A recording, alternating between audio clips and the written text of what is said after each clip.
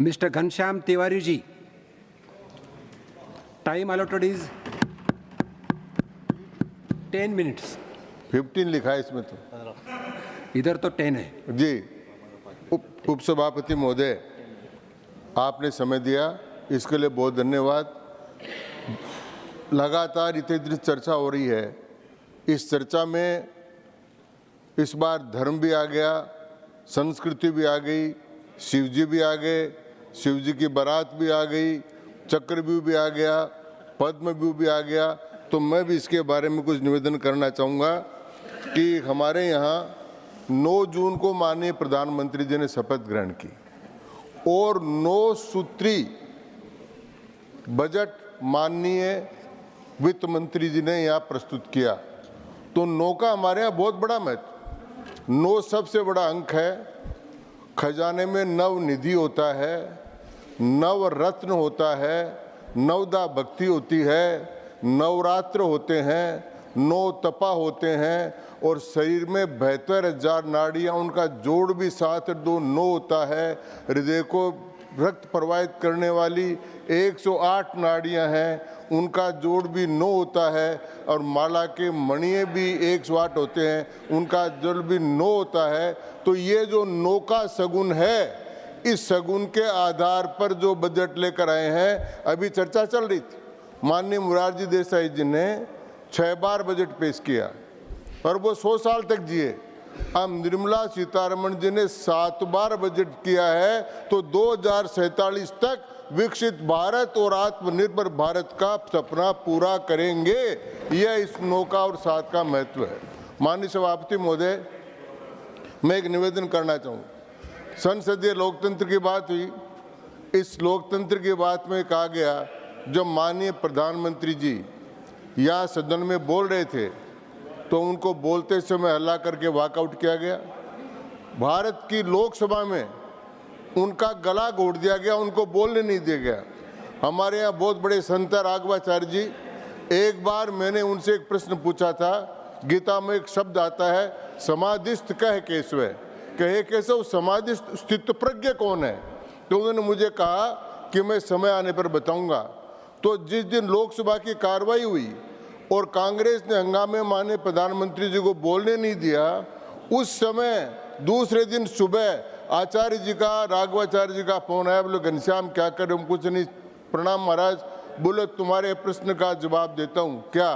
कि कल भारत की लोकसभा में जो हुआ उससे पता लग गया कि स्थितप्रज्ञ कौन है। नरेंद्र मोदी स्थितप्रज्ञ आदमी है, क्योंकि जो कुछ करते रहे वो निरपेक्ष भाव से जो कुछ करना है 2.5 घंटे तक भारत की संसद में बोलते रहे।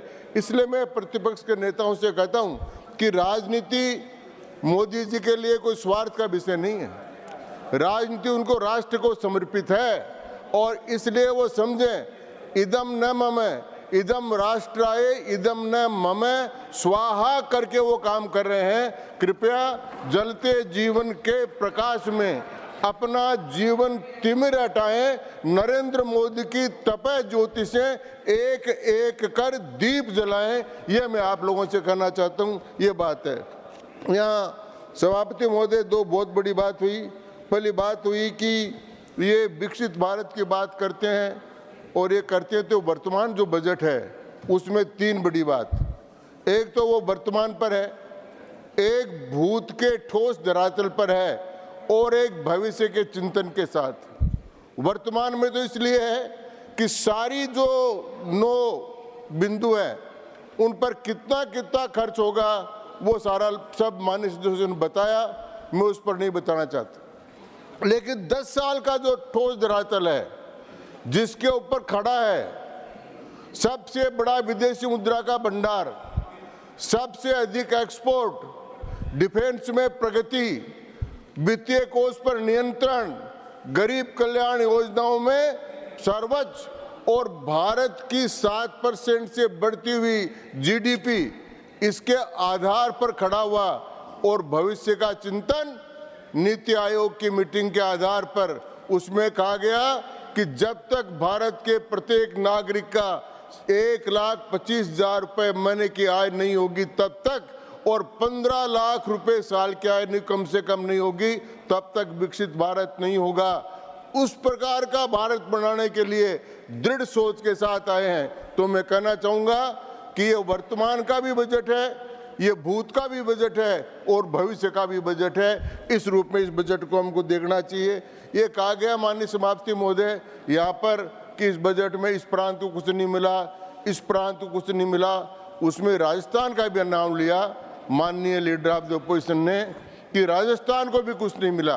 तो मैं माननीय सभापति महोदय बताना चाहता हूँ, हमारे माननीय गजेंद्र सिंह जी मंत्री महोदय बैठे हैं, तो राजस्थान में क्या मिला, पाली, मारवाड़ और जोधपुर के पास सब बीच में 30-30 किलोमीटर दूर पर एक बहुत बड़ा इंडस्ट्रियल पार्क राजस्थान को मिला, जिसमें 1500 एकड़ का है और 40,000 आदमियों को रोजगार मिलेगा। इतना बड़ा इंडस्ट्रियल पार्क राजस्थान को मिला। सबसे बड़ा एक्सप्रेस वे जो पहला है दिल्ली से बंबई का 1,1200 करोड़ का, वो सब राजस्थान को मिला और राजस्थान में पूरा हो रहा है। इस सरकार के आने के बाद में जल संसाधन मंत्री थे माननीय गजेंद्र सिंह जी। उस समय राजस्थान की सरकार में, हरियाणा की सरकार में और भारत सरकार में इनके प्रयत्न से समझौता हुआ और समझौता होने पर गंगा जमुना के पानी पर जो 30 वर्ष 1994 से अटका हुआ था, वो पानी राजस्थान और हरियाणा को देने का तय हुआ।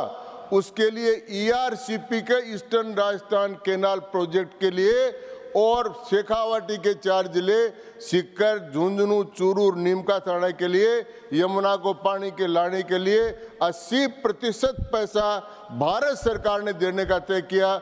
ये राजस्थान को मिला माननीय उपसभापति महोदय। इसी प्रकार पिछले वर्ष से 8,000 करोड़ रुपए ज्यादा राजस्थान सरकार को मिला। इस प्रकार राजस्थान के बजट में और राजस्थान इस सरकार से राजस्थान के बजट में मिला।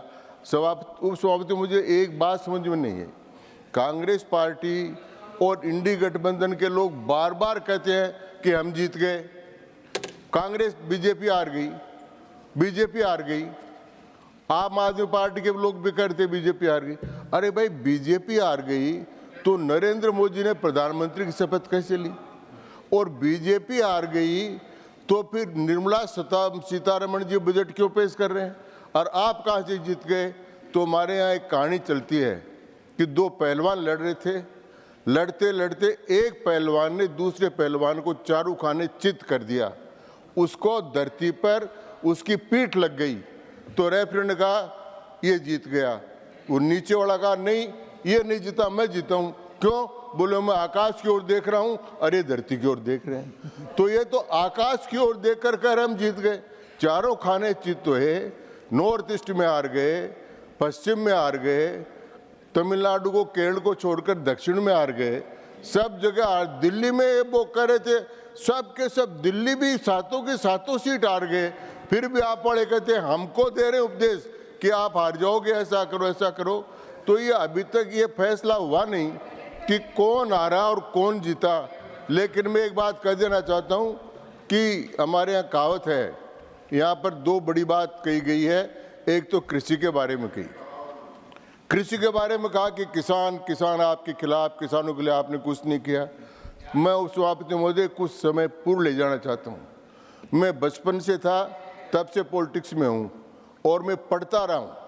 तो मैंने कांग्रेस पार्टी का भी बहुत अच्छा पढ़ा है। कांग्रेस पार्टी ने नागपुर अधिवेशन में, जब पंडित जवाहरलाल जी प्रधानमंत्री थे, और आवड़ी के अधिवेशन में एक प्रस्ताव लेकर आए थे कि भारत में कोऑपरेटिव फार्मिंग लागू की जाए, और प्रस्ताव पास करने की स्टेज तक पहुंच गया था।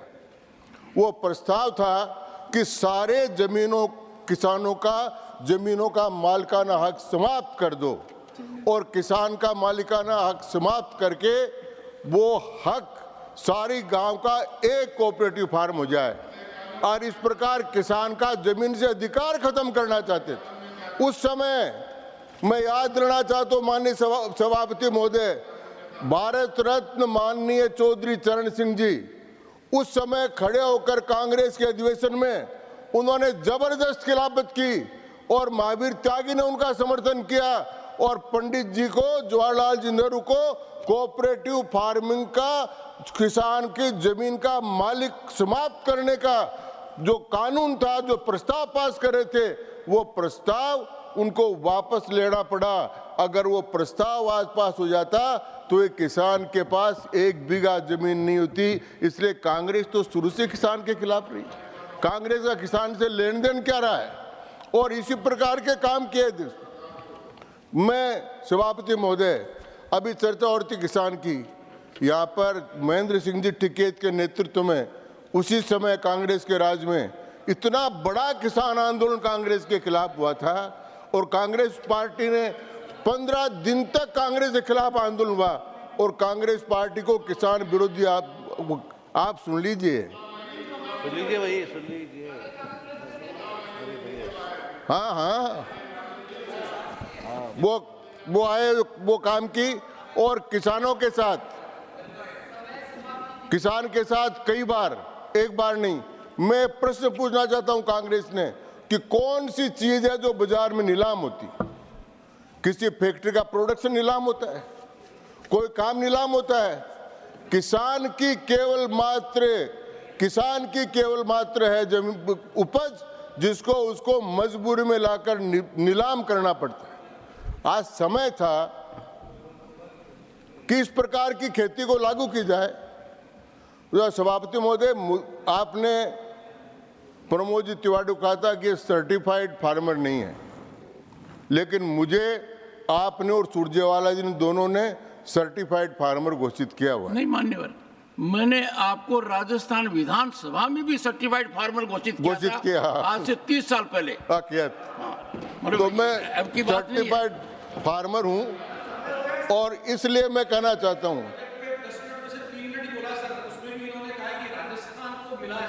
नीरज जी, मैं तारीफ नहीं कर रहा, मैं कह रहा हूं पंडित जी की एक खासियत है, आप कितना ही कर लो, किसी चक्रव्यूह में नहीं फंसेंगे। नहीं किसान को चक्रव्यूह में फंसने देंगे, नहीं किसान को भी नहीं फंसने देंगे।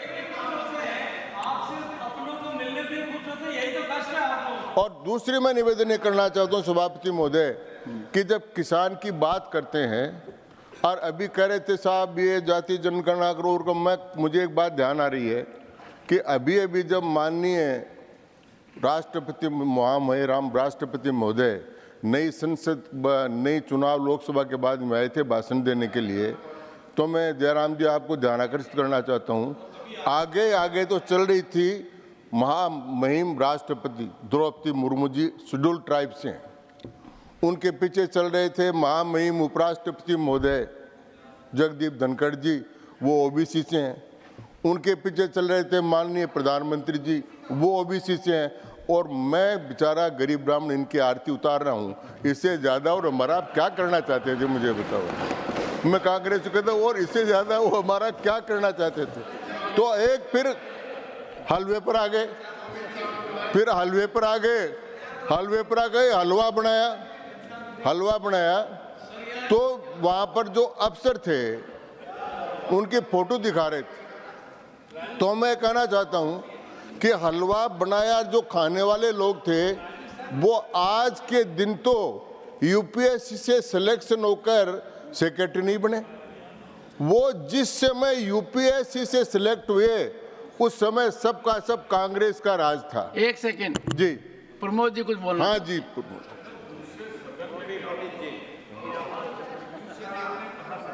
अच्छा, मतलब ये है कि चक्रव्यूह शब्द कॉपीराइट हो गया है जी।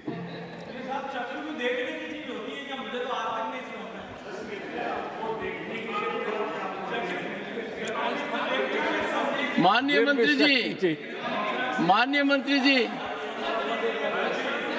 नहीं, माननीय मंत्री जी, वो कहा गया है ना, माननीय इतने हिस्सों में बट गया मैं, मेरे हिस्से में कुछ आया नहीं। उस गजल से ही कुछ सीखना चाहिए अपने को। आप कुछ कहना चाहते हैं? एक सेकेंड, उतारनी पड़ रही है। मैं पूछना चाहती हूँ पंडित जी से कि आप कब से ओबीसी हो गए? धनखड़ साहब तो जाट है। राजस्थान में जाट ओबीसी है क्या?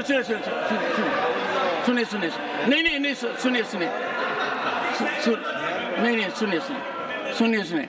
मैं सदन को ज्ञानवर्धन करना चाहता हूं कि आवश्यकता नहीं पड़ी कभी ये कहने की, पर कह रहा हूं कि मैं जाट जाति से हूं and I am proud to belong this cast.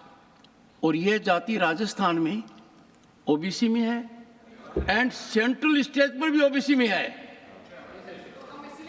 नहीं, मैं जानता हूं आपने रिश्तेदारी की ये सोचकर किया है। तो मैं आप तो जाटों से वाकिफ हैं। सभापति महोदय,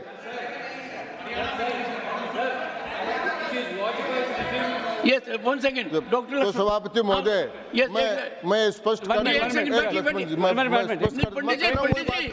पंडित जी यू विल गेट टाइम, बैठिए।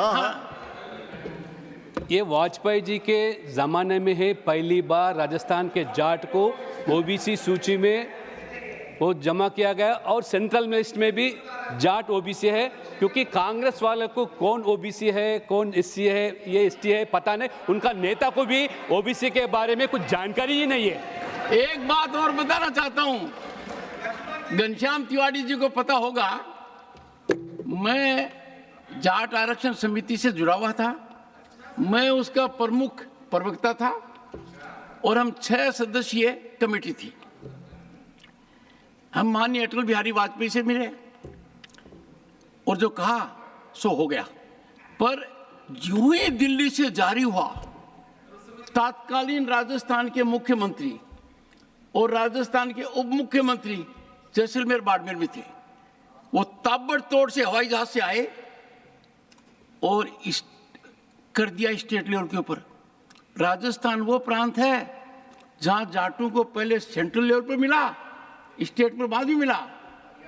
और मैं तो उस पार्टी का सदस्य रहा हूं, तब आपकी पार्टी थी और मेरी पुरानी पार्टी थी, तो समझ गए ना मेरी बात है। और फिर सुनिए, उसमें भी कुछ कानूनी खामी रख दी, तो मुकदमा कई साल तक चलता रहा। वकालत की मैंने उच्च न्यायालय में, उस बारे में निर्णय करनी पड़ी। पर कितनी कमी रख दो चाहिए, किसान चक्रव्यूह में नहीं फंसेगा, ऊपर वाले की कृपा है। पंडित जी। सभापति महोदय, मैं निवेदन कर, पंडित जी 1 सेकंड, जयराम जी खड़े होकर और बोलिए क्या बोलना चाहते हैं। मिनट एक्स्ट्रा हो गया पंडित जी को सर, सिर्फ 4 ही हुए ना, don't bother.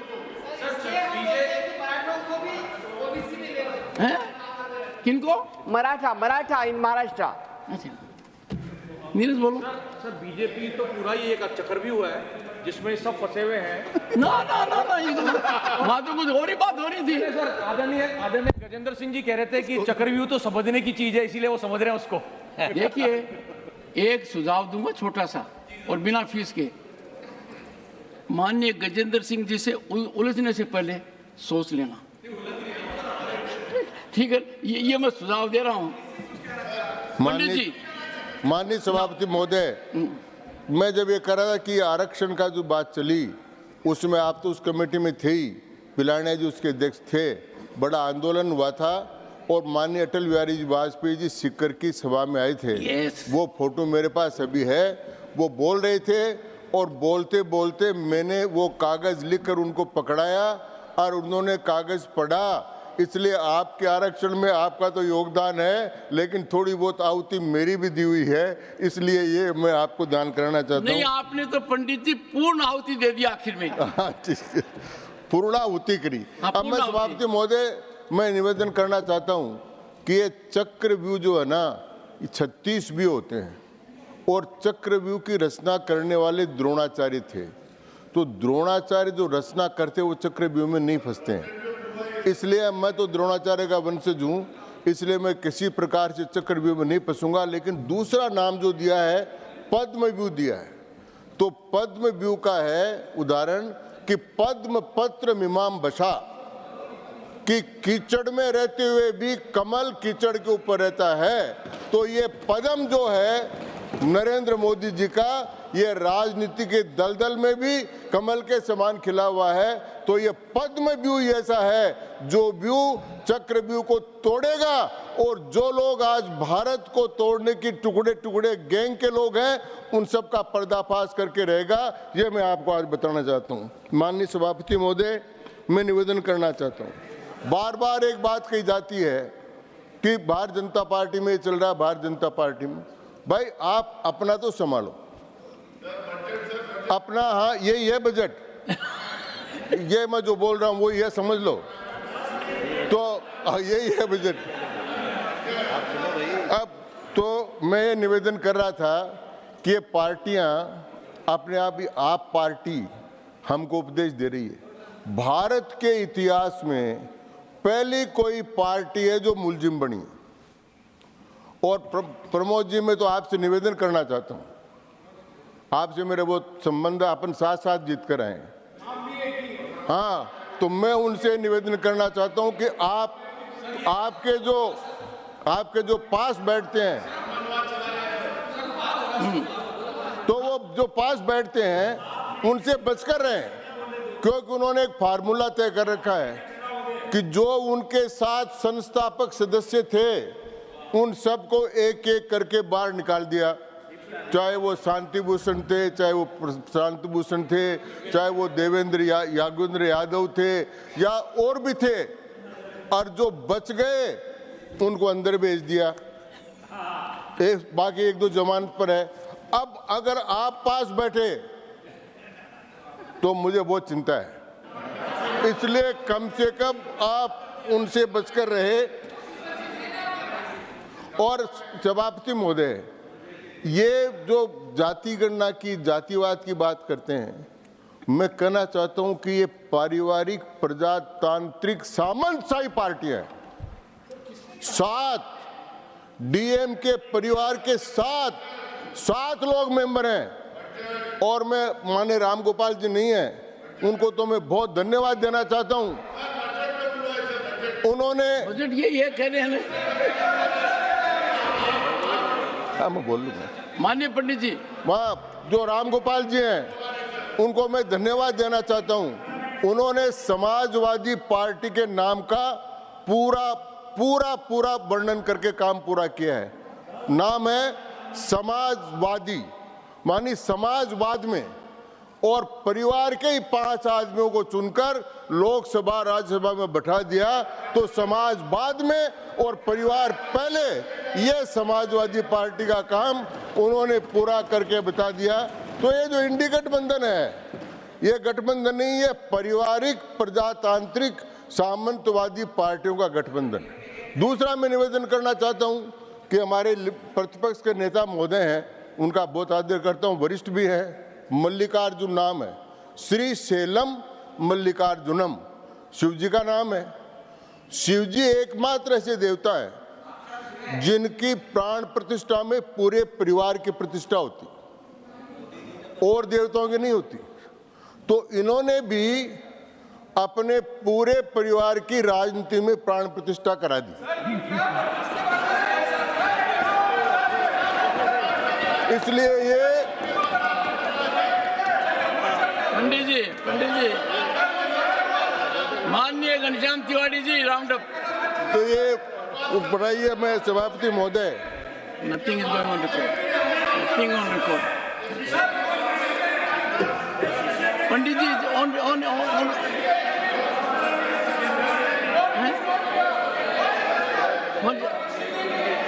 Can anyone of you speak? एक बोले जरा सर। बैठिए। Let Pramod Tiwari ji speak. नहीं, no, you are intimidating your deputy leader. What is this? You are intimidating your deputy leader. I am giving him permission. To speak, and you are intimidating him. No, what is this? No, I am so sorry. सभापति महोदय, ये लोकतंत्र और संविधान की बात करते हैं। ये अभी नीट की बात कर रहे थे, ये नीट की बात करते समय कह रहे थे कि ये राज्यों का विषय है। ये 42वां संविधान संशोधन जाकर शिक्षा को समवर्ती सूची में लाने का काम कांग्रेस और डीएम की पार्टी ने मिलकर किया और इसी कारण से स्थिति पैदा हो रही है। ये 42वां संविधान संशोधन किया, ये संविधान के रक्षक बन रहे। हम हैं संविधान सेनानी। आपातकाल में आपको ध्यान है मैं मुक्त भोगी हूं, मुझे पकड़ा गया, मारा गया, मारते हुए जाकर जेल में डाला गया। ये कौन सा संविधान? ये संविधान के हत्यारे हैं। तो ये संविधान के रक्षक नहीं हो सकते, ये संविधान हत्यारे हैं। ये माननीय सभापति महोदय अग्निवीर की बात करते हैं। भारत की सेनाओं में शेखावाटी के लोग एक सेकंड सर, बैठिए सर, आपको भी दूंगा, एक बार इनको दे दूं। हाँ बोलिए। सर, माननीय एलओपी के लिए जिन शब्दों का प्रयोग किया है, या तो स्वयं वापस ले लें या आप कार्रवाई से निकाल दें, वरना इनकी पार्टी का अगर मैं सजरा खोलूंगा तो अंग्रेजों के जमाने से मुखबिरी करते हुए आज तक करते आ रहे हैं। सर, तो ये बात तो बहुत दूर तक, ये बात बहुत दूर तक जाएगी, बहुत दूर तक जाएगी। सभापति महोदय, नंबर एक, इसमें कोई विवाद नहीं है।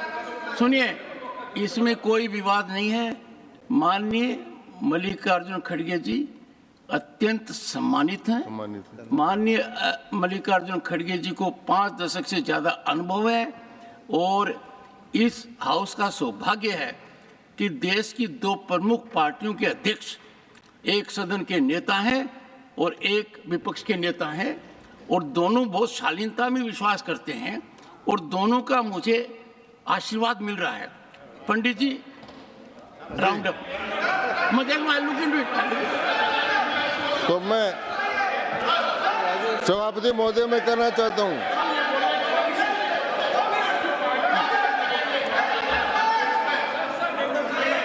पंडित जी तो सभापति महोदय मैं ये कहना चाहता हूं कि लोकतंत्र की बात करने वाले आपातकाल को याद कर ले, ये संविधान की बात करने वाले 42वें संशोधन की बात कर ले, और ये अग्निवीर की बात करने वाले जो मैं कहना चाहता हूं कि मैं उस इलाके से आता हूं। करगिल में लड़ाई में 100 से ज्यादा शहीद शेखावाटी के लोग हुए थे। वहां के लोग आज सेना में 1,20,000 अग्निवीर भर्ती हैं। 10 राज्यों में भारतीय जनता पार्टी ने उनको वो रिजर्वेशन दिया है, कांग्रेस पार्टी ने एक भी राज्य में उनको रिजर्वेशन नहीं दिया। तो अग्निवीर की स्कीम सेना को मजबूत करने ले, सेना का शौर्य बढ़ाने के लिए और नवयुवकों का जीवन दान देने के लिए है। किसानों के बारे में, संविधान के बारे में, लोकतंत्र के बारे में इन्होंने जितनी बात कही है वो सारी बेमानी बातें हैं। और ये जो आप बजट है, ये भविष्य का भी बजट है, वर्तमान का भी बजट है और भूत का भी बजट है। इन शब्दों के साथ मैं इसका बहुत स्वागत करता हूं और आपने समय दिया इसके लिए बहुत बहुत धन्यवाद। Thank you. Sit down. 1 second. Rajiv ji, एक तो सर मैं ये कहना चाह रहा हूँ, एक तो let the temperature be down and briefly।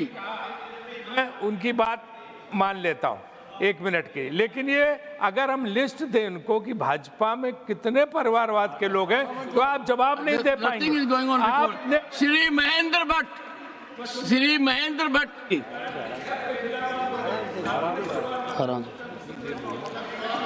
माननीय सभापति जी, आपने मुझे इस nothing is going on record महत्वपूर्ण बजट की सामान्य